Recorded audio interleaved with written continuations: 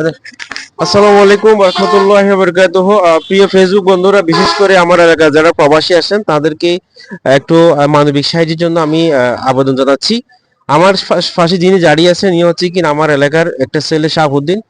তিনি দীর্ঘদিন ওমান প্রবাসী ছিল।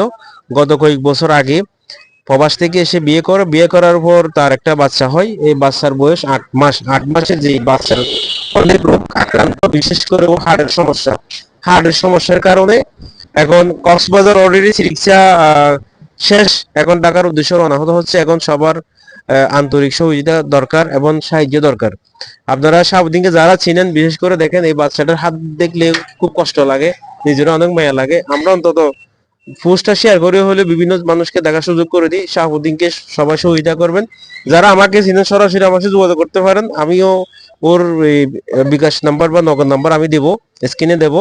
আর যারা যদি আমাকে দিতে চান আমাকে দিলে পারবেন, আমি ওকে দেওয়ার চেষ্টা করব।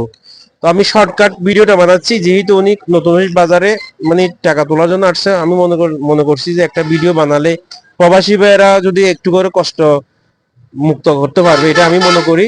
সেই জন্য আমি হঠাৎ করে ভিডিওটা তৈরি করছি। সবাই একটু ওর বাচ্চাকে সহযোগিতা করবেন।